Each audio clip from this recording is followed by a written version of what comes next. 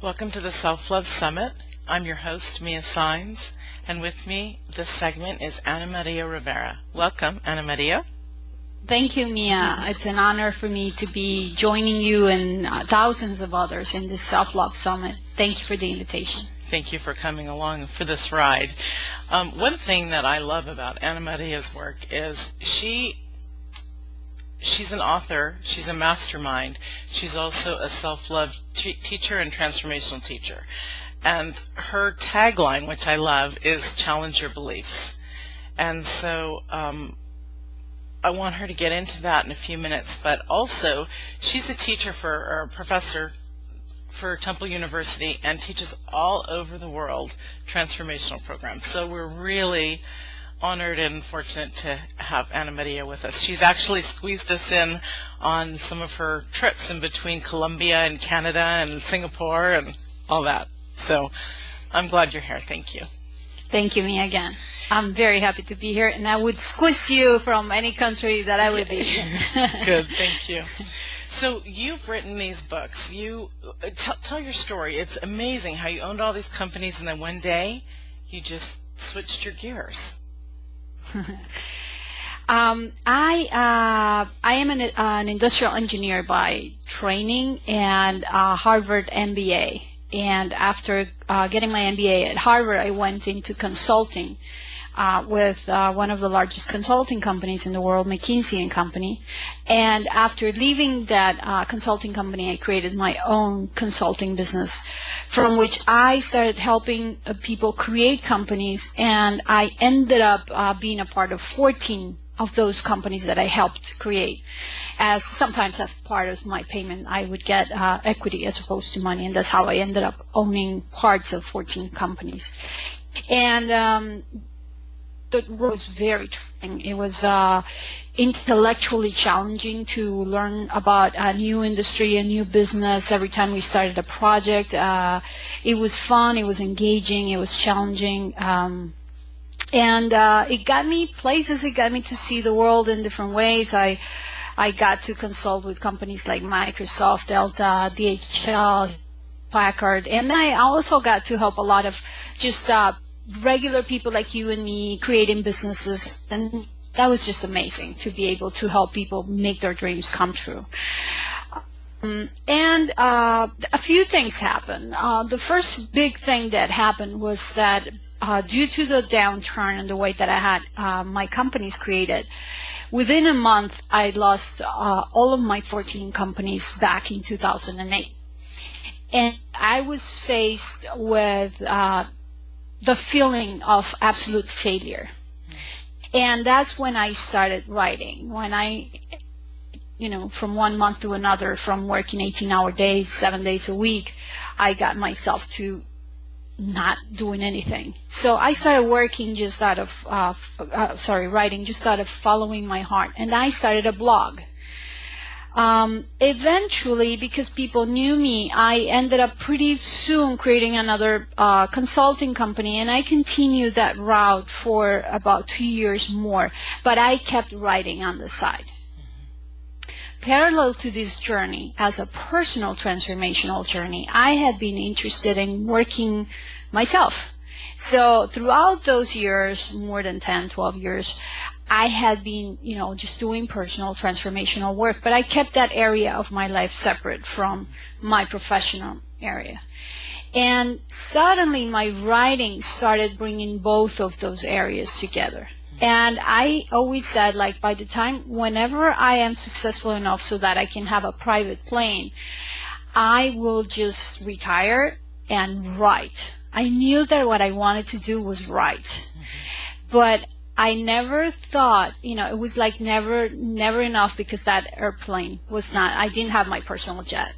And then there was one day where I said, you know what, I can't continue just betraying myself for any longer. I was excelling at what I did. I did know how to do it, and I knew it very well, but I wasn't passionate about it anymore. I wasn't passionate about business plans and financial plans and marketing plans anymore. That wasn't fulfilling and enlightening my days. And I just couldn't wait for that airplane anymore. I still don't have it. It never came yet. And I just said, you know what? I'm just going to write. And that's when I switched gears. It happened in an instant. And I knew Mia. I was being so true to myself. And I knew it to a point that I look at your eyes right now and I feel so moved by how deep that moment was. And from then on, I just started writing, as you described. I continued my teaching because I had been teaching as a side thing, as a contribution. I had been teaching marketing strategy and everything, and I was teaching at that point leadership. But then I turned it around and I turned it into transformational leadership. And then everything that I do in my life, that I write, that I talk, even with my friends, my personal friends, the conference I give, the classes that I give, they're all about personal transformation and applying leadership to your personal life and basically creating happiness in the face of any circumstance. And here I am, and again, the plane is not here yet, but I am so happy, Mia. I am so fulfilled, and I feel just simply fulfilled from taking this transformational message out of to the world. And that's beautiful. That's where I am. That's wonderful. It's really amazing when we are totally alive with our life. And it's not easy to get there. It does take work, but the result is so fantastic. Not only does it keep you moving forward more, but it just, you're on the right track when you're saying, I love what I'm doing. I just absolutely love it. And you can smile all the time because you just totally love it. It's beautiful. And so you have two books that are called, they're Heresies series. And can you share a little bit about your books with us? And then you also have them translated into Spanish as well. Yes, I have a few books, meditation programs, and programs that I have published in different ways. There's one book, my first book, called Heresy, that it was published by Create Space, and it's being sold at Amazon. And there's the sequel to that book. It's going to be published by Hay House before the end of the year, and it's called I Am Her, and it's. So in your work, I have a couple questions for you. And I wanted to ask you these because I believe that they'll really be helpful to people. How do you handle love? Universal in your life? Okay, that's a huge question, right? Having heard it conversations, as we all do, because we grow up in a society that, for the most part, teaches us that loving ourselves is some sort of narcissistic, egotistic kind of thing that you shouldn't do. So those conversations, they never disappear. They just keep in the background. And with your work for self-love, what you gain is awareness that those voices, they don't help you. So you say like, okay, thank you. Now you can leave now.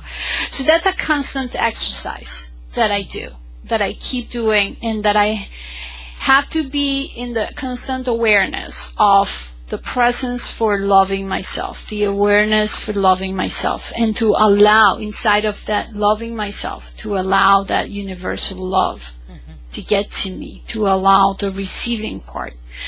There's another big conversation that I inherited from my parents, who, my dad died 17 years ago, and my mom's still alive. But they were both, and my mom still is, extremely generous with everything. The love they gave to me, that she still gives to me, and everything else.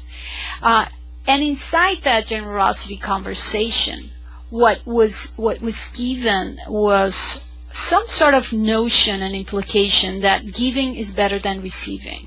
That for some reason, giving comes from a higher place, and receiving comes from a lower, smaller place. That maybe the one that gives entails generosity and gives because it's in a better position, and the one that receives just takes.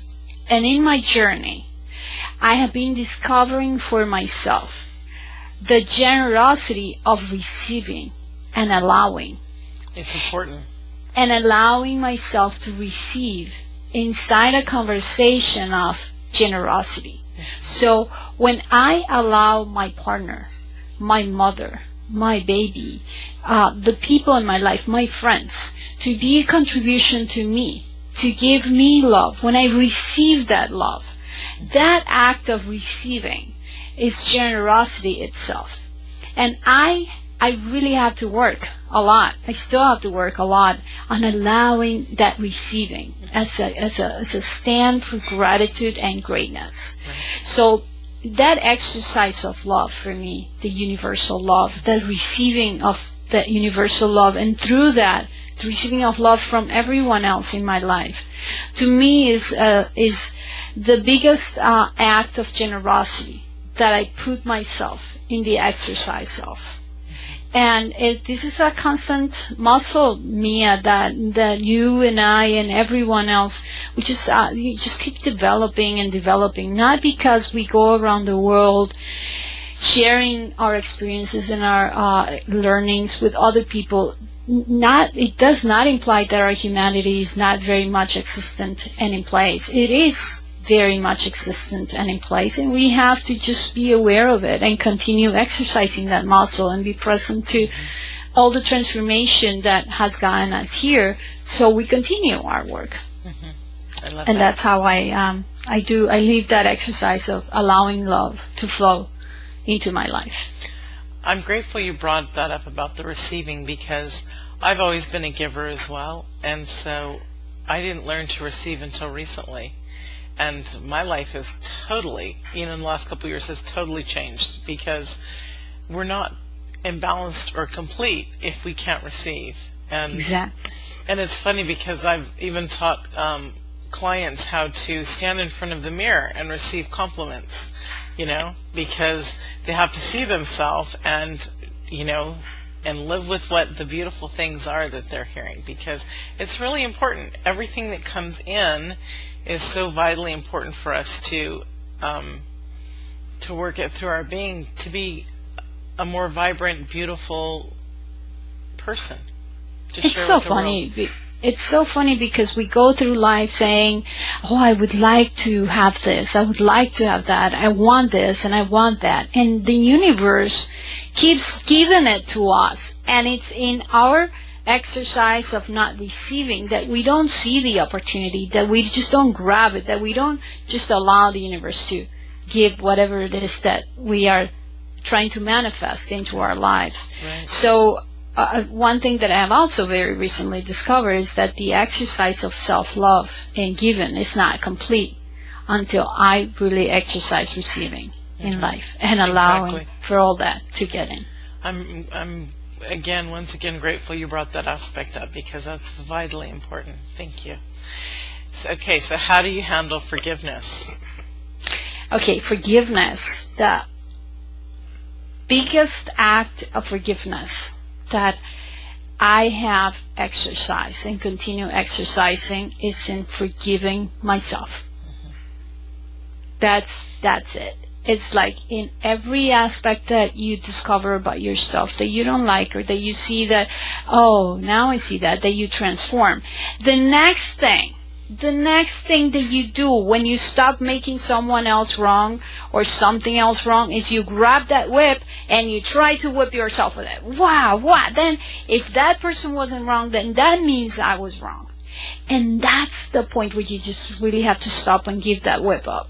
And don't go into whipping yourself, because that just takes away all the transformation.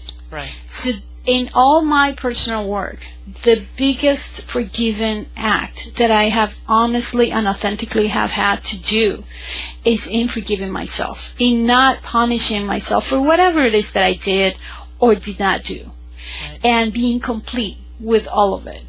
When you truly can be with all of it and get to the so what? Okay, this happened, so what? And inside of you doing whatever it is that you do, acknowledging the impact that it had, and, just getting present to that.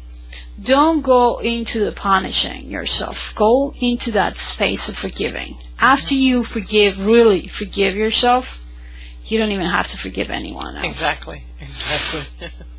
Because it's gone. You're complete. Mm-hmm. You're complete. Yeah. And that again, it's an exercise that you do, and then you do again, and then you do again. Because our thing, it's, somehow we think that if we make ourselves wrong, then that's what we need to do. Okay, so I'm bad. That doesn't do you or the world or the universe any good. Just love yourself and forgive yourself. And that to me has been the biggest forgiveness exercise. Thank you. I love that. Thanks. Okay, how do you keep your commitment to yourself on self-love? Okay, that one's, wow, you're asking big questions today. By self-observation of me and any moment in my life, and I don't constantly do that. I, get lost in the moments, many moments. So the self-observation in the situation is like, if I were loving myself, would I allow this into my life? Mm-hmm. If I were loving myself, would I allow this to happen? If I were loving myself, would I be doing this? If I were loving myself, would I say yes to this or not? And in the self-observation space, you get invitations. You get invitations to go out with this person, or to participate in this program, or to study this, or to go out and do this other thing. And then in there, how do you get in touch with self-love, and is this aligned to me? You ask yourself, if I was loving myself, would I participate in this self-love summit with me? Of course, there's like, the yes comes out immediately. It comes from the heart. It's like your own destiny aligning with what gets present to you in your life. So, then life just becomes a dance with whatever comes and flows, because you're so present. Yes. to that self-love. So self-awareness and self-observation is the tool. Like going out of here and looking at yourself and asking, if I were present to loving myself, would I allow this in my life? Yes, no, okay, then you choose not. And it's simple. And again, I'm not there all the time, and then, I bring myself back in. Well, until we get really good at it, it takes a lot of practice. It does. It's practice. Everything in life takes practice. Everything. Yes. And mastery, I love, I recently took a course in Canada, and the course I took with Masters of Masters, and one thing that I truly got humbled to my own personal transformational experience. And I got that we're at the foothills of a mountain with no top. We're always climbing. And there's always that exercise and that self-awareness. The road to mastery, it's a mountain with no top.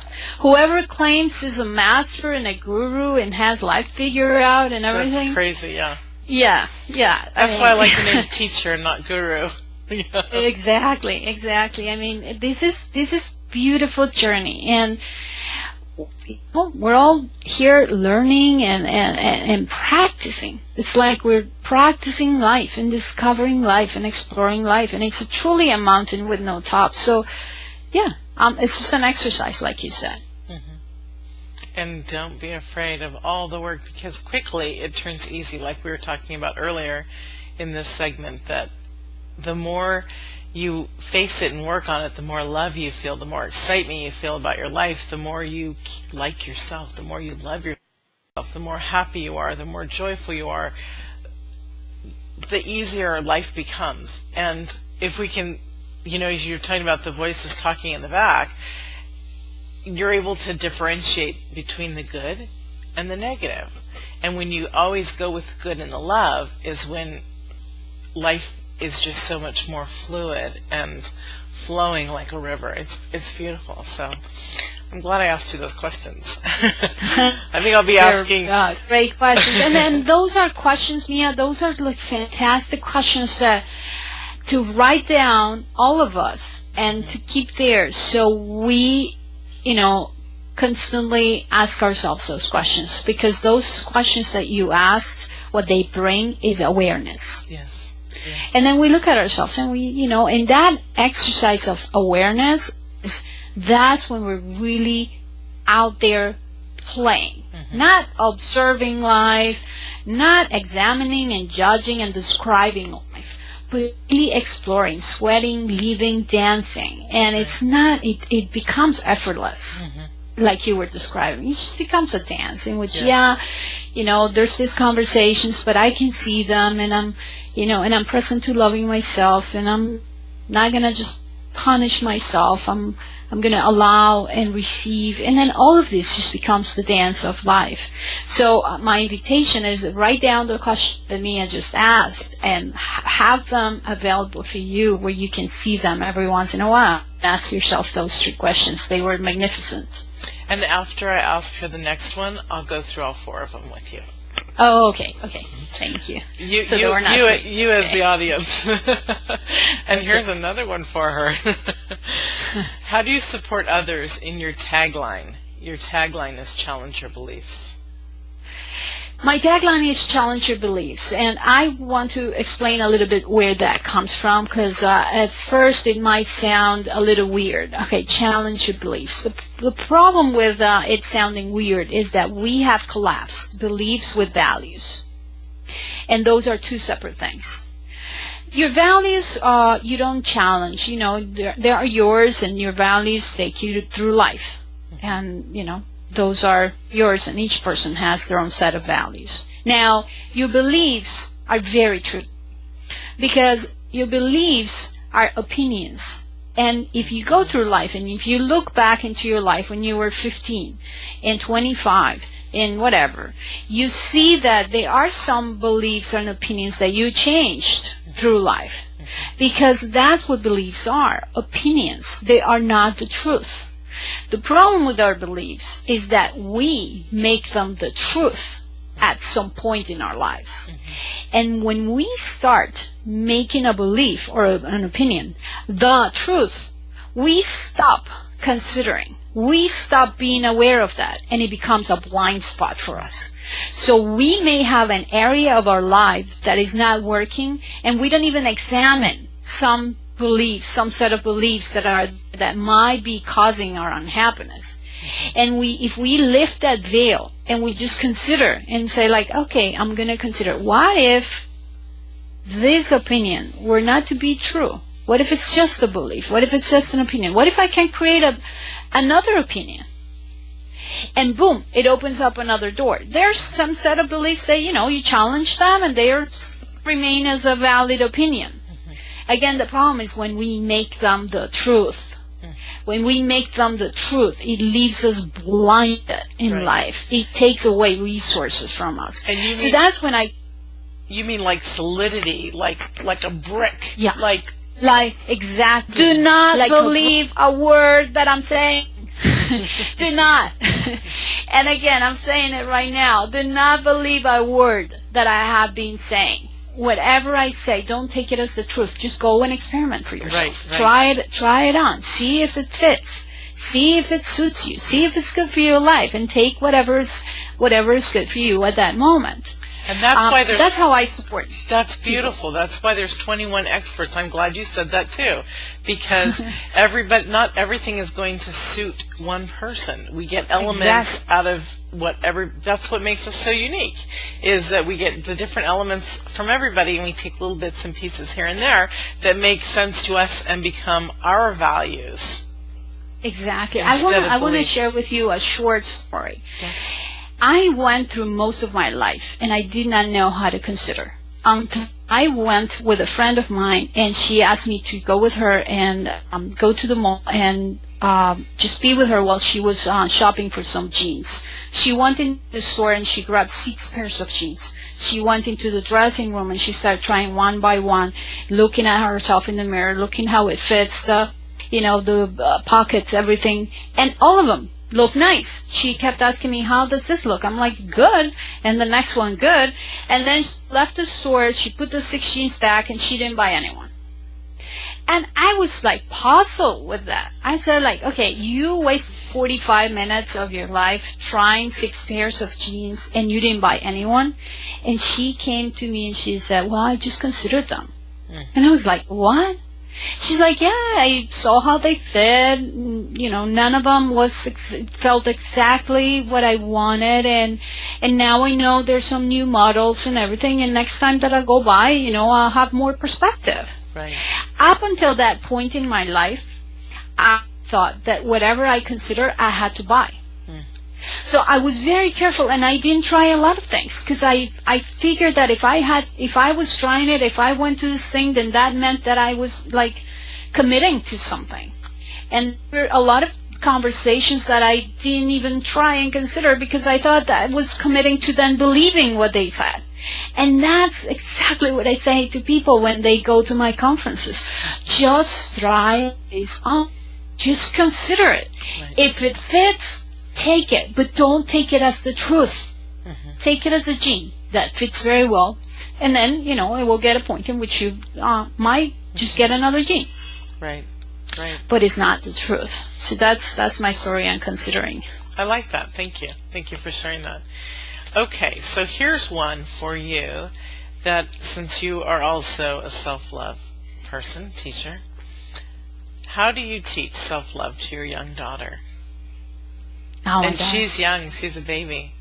Yeah, she's well, she actually looks like a little girl now instead of a baby. Yeah. Yes, Mia, you are absolutely right. My baby is 2 years and 5 months, and she is my biggest master and teacher.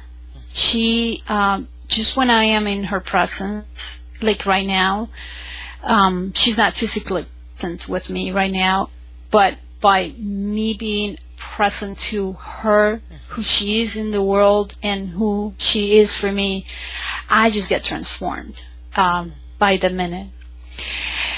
So I am very aware, Mia, that I am not here to teach anything to that child. I am not. She is the one that is here to teach me, and I am here to learn from her. And in the process of walking life with her and just being this space and the clearing for her to grow into, nurtured, empowered, to be fully self-expressed, to be fully aware of her greatness and her magic, she develops into whatever she will develop in. And she is the that is teaching me about loving myself and transforming myself. And I just have to just keep being this self-awareness exercise. Just be, I have this huge responsibility and this huge gift of being the clearing for her self-expression to emerge. So I'm clear that I don't want to teach her anything because I don't want to put the voices that I heard it in kind of like in her space. And she is the one that has cleared a lot of those conversations and past inherited that I have. The best approximation that I can be and that I can aim to be is for me to be present to loving myself. And keep in that space of loving myself. And have that space of loving myself be part of that clearing in which she's growing up into. Yeah. And that's the best that I can think of giving her, because she is observing all the time. She's there. She's getting it. She speaks, but not at the profound level, for kind of like having if I sit, whenever she's 4 or 5, if I sit and have a conversation, it might mean something, but I'm sure it will be so much less meaningful than her just being in a space where her mom is present to loving herself and present to this conversation of, if I were to love myself, would I do this? Would I be in this situation? Would I be? That's just a space that I am providing her for her to swim in, dance in, and be fully self-expressed. Yes. Yeah. And I I don't have the answer, Mia. I don't live as if that is the truth. You do have the answer. You just gave it, and it's beautiful because if I can just interrupt and say, that is so magnificent, because really what you're doing is you're honoring her. Exactly. I love that. I am. Thank you, Mia. And as a mother, I thought I was for many, many years, and I remember when it finally clicked over that I didn't want my kids, if they didn't want to be like every other child, that it was okay. They didn't have to do soccer. They didn't, if they wanted to give up their musical instruments, that was fine, because this was their life. What type of a soul, what type of a being were they? They were magnificent. And when other moms were saying, oh, how did they do on this test, and how did they do on this and the national test? And of course they did really well. Fortunately, my children were A students. But the point is we didn't want to be a part of what was every test score for every child. They wanted to be and live and express.